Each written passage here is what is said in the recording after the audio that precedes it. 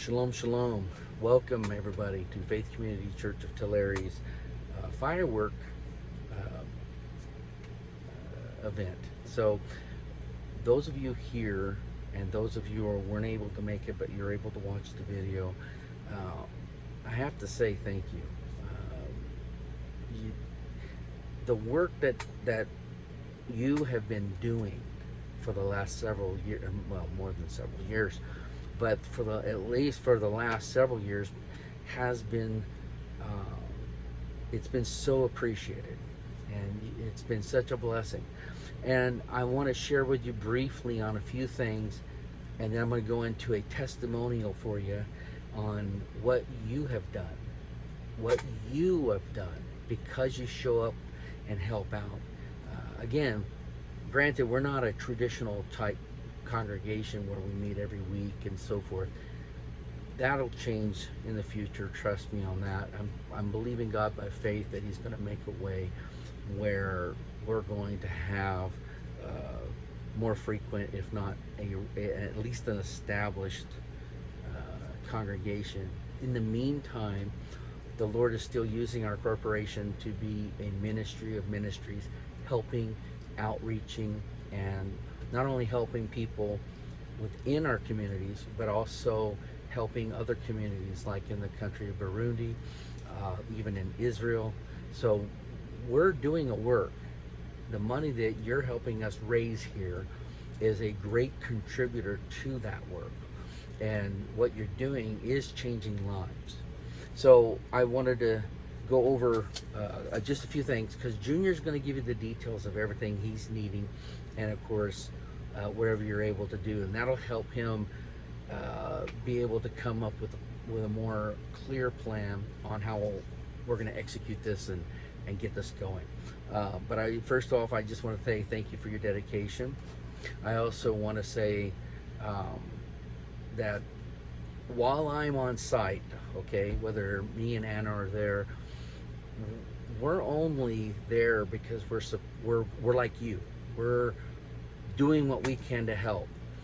But it's Junior you go to for everything, right? You go to him when it comes to the firework booth stuff, when it comes to the sales, discounts if there are any, if we're going to give product, whatever. It all has to go through John Jr. and then Junior will talk to me about what we can give up and give up. But other than that, that's my limit. That's where I'm at. Other than that, where do you want me, Junior? Right? That's Dad talking now. Where do you want me? Because that's why I'm going to be just like you guys, you know. So, and Anna too. So we may be leadership, but not for the event. This is Junior's event. So any questions, concerns, please make sure you text Junior, call Junior, do what you can. He's working right now. He'll answer your texts. You know, don't send him emails. Trust me, I tried that. He already corrected me on that one. But send him text messages at a minimum. If there's any problems during the time of the event and you need to make a change to your schedule of some kind, something came up, or there's time you could work more, always, always, always text and talk to Junior.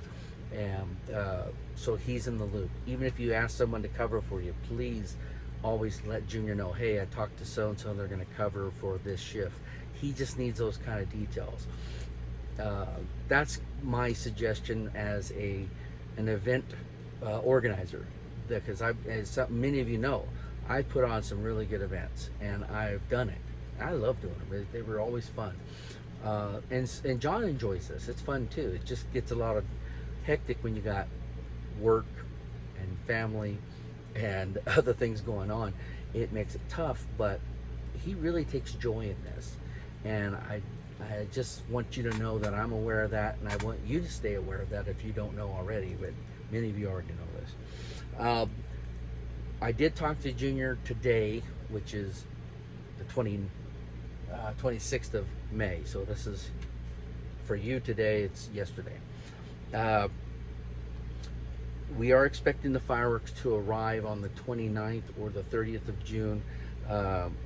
We're also expecting the Connex, or the container where we're going to house the fireworks, it should be arriving on the 29th or 30th as well. I'm going to try to pinpoint it. Hey, when are you going to have it here?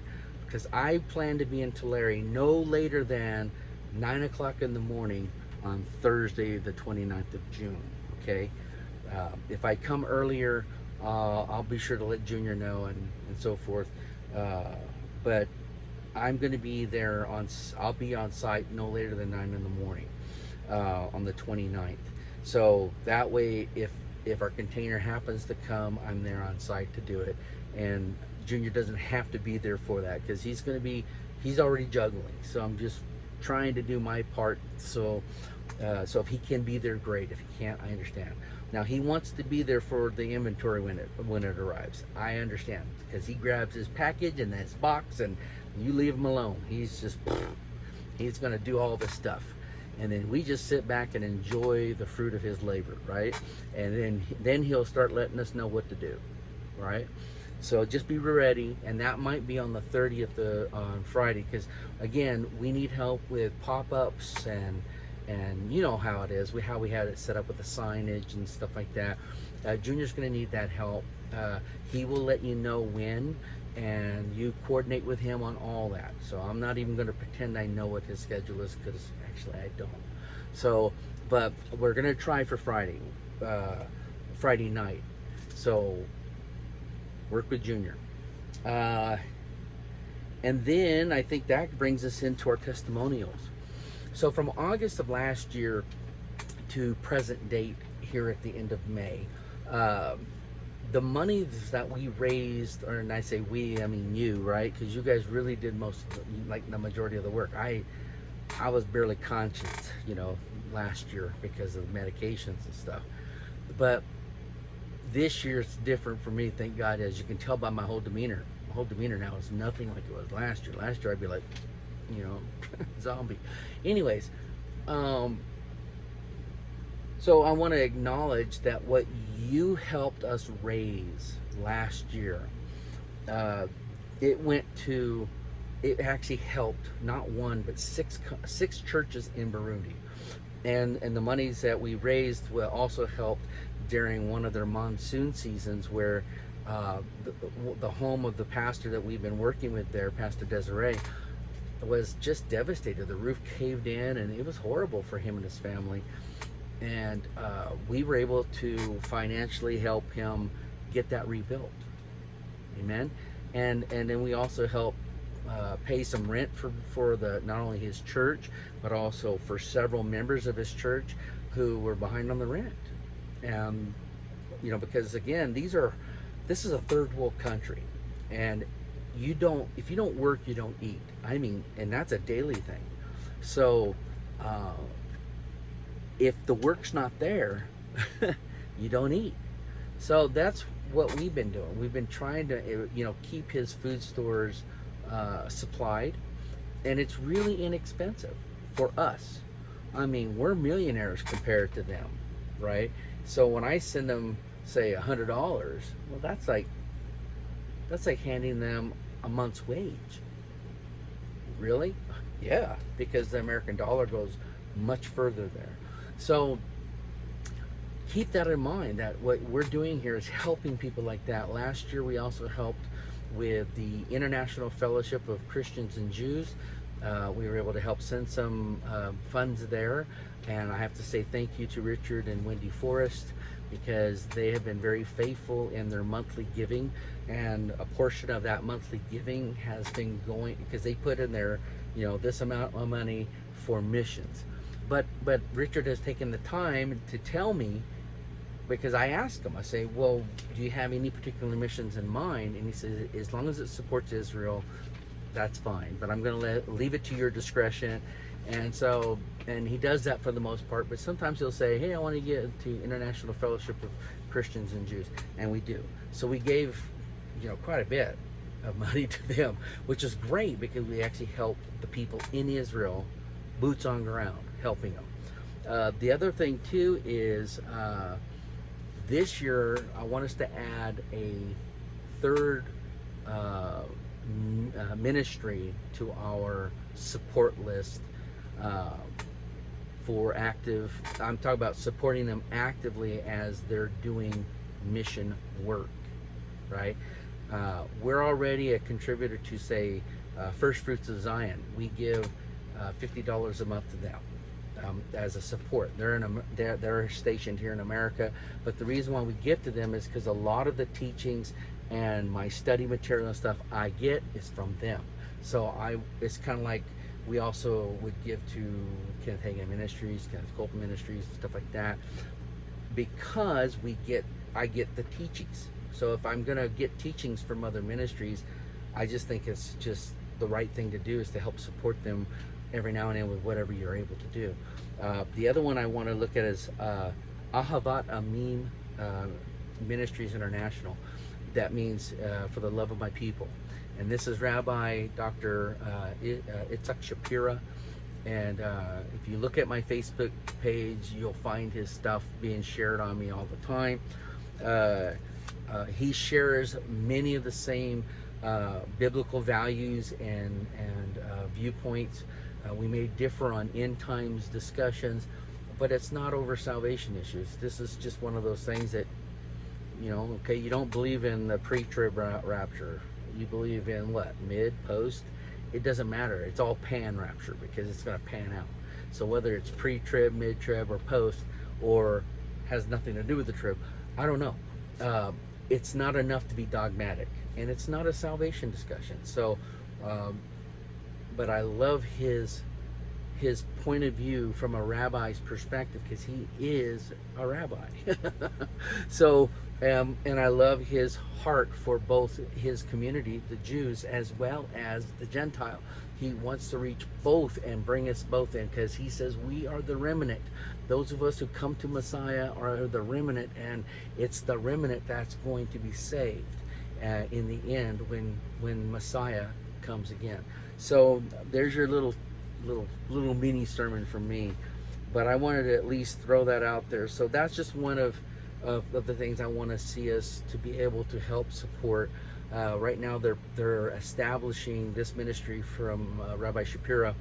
They're establishing what they call Torah centers around the world. I mean, they've already got one in Latin America. They've got in Africa. They've got them. I think, what was the last one? My mind's kind of going wookie.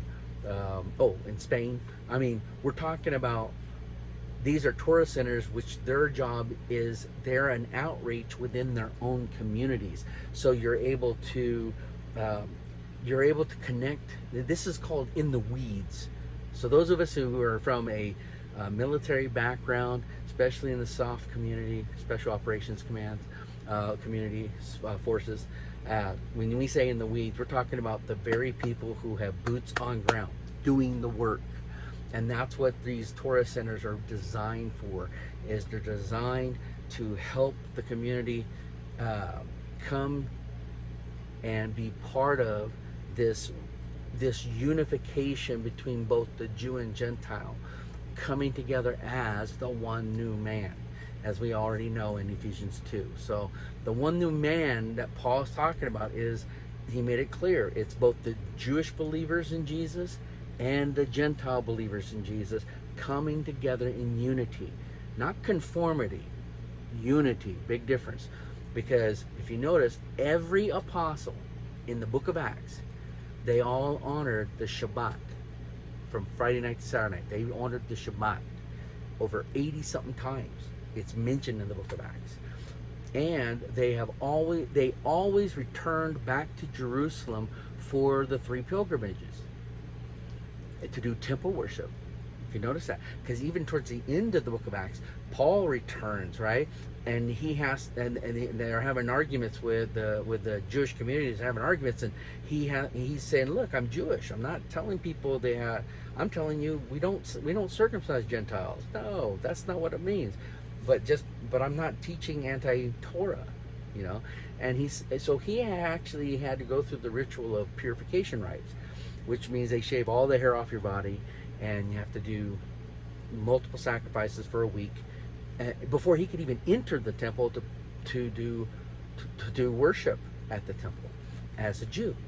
And yet I'm noticing all these things being taught in the book of Acts, But not once did the apostles ever say Jesus did away with the temple, that Jesus did away with all these things, because they ended up doing it themselves. What it is it was never open to the Gentile to begin with. And you got to remember, up until the book of Acts chapter 10, everyone who was getting saved and coming into the body of Messiah were all Jews, or they were proselytes who were Jews. They were Jewish by conversion prior to knowing Jesus. So this is then they had the argument in the book of Acts, right, chapter 15.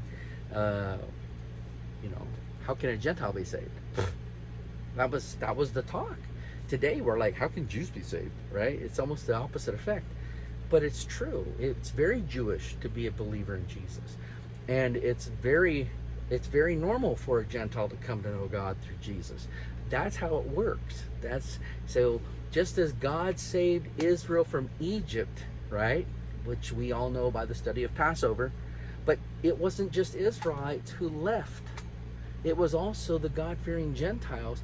They left with Israel at the same time, and they followed in the wilderness with the Israelites. So God didn't just save his people, he also saved the Goy, the Gentile. So the Gentile believers were coming out with Israel. It was also the Gentile believers who actually crossed the Red Sea with Israel. You see, God didn't just save only his people, Israel. He saved Israel and the believing Gentiles. So it's always been God's plan to bring both into his kingdom, because he needed a nation to be a light to the other nations. And he called Israel to be that light. He says, you are my menorah to all of the nations, so that they could also come to God. He wanted to draw them to God, to himself. And he needed someone to do it through. And he started with Israel. And now he's doing it through not only Israelites, but he's also doing it through Gentiles. And that's what Avahat Amim International is about. It's about unifying both the Jew and Gentile together as the one new man to come in and bring in the coming of the Messiah. We want to see him return. We want him to come back and be our Savior, and to set up his kingdom and start the millennial reign. Amen. So that's what we're doing. So that's what I'm talking about. We need to get behind ministries like that actually are unifying the body of Messiah, not dividing it. And so I just want to leave you guys with that. I thank you for your time. I didn't mean to go over like 18 minutes here, so sorry about that. Love you guys. And if there's any questions about the firework booths or anything else, please get with Junior.